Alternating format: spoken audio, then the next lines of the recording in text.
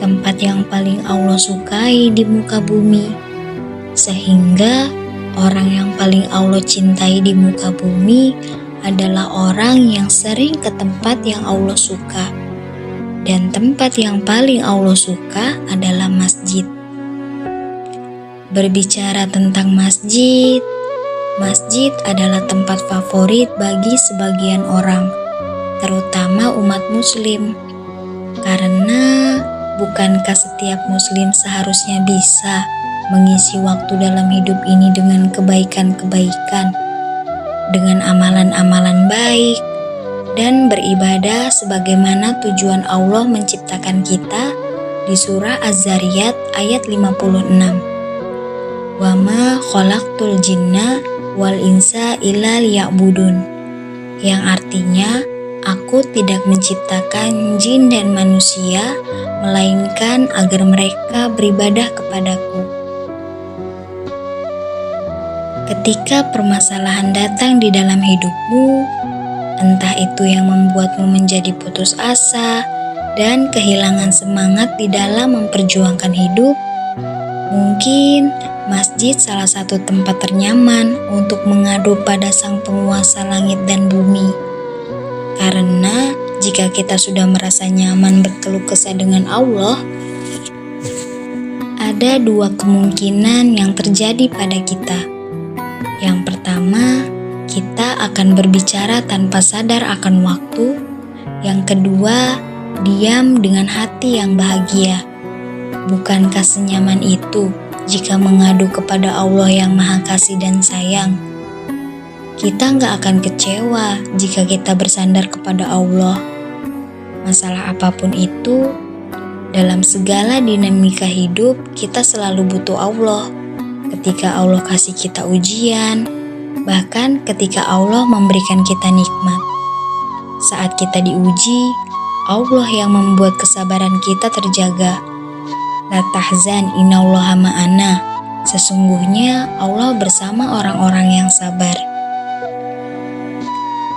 Allah juga membersamai orang-orang yang telah diberi nikmat. Jika tidak, maka kita akan sibuk menikmati hidup tanpa kembali mengingat siapa yang memberikan semua nikmat itu. Betapa indahnya cinta yang Allah berikan kepada setiap manusia. Tapi ada satu hal yang harus kita sadari betul, bahwa cinta itu anugerah dari langit. Tidak mungkin Allah memberikan rasa cinta yang membuat seseorang bertambah dosa.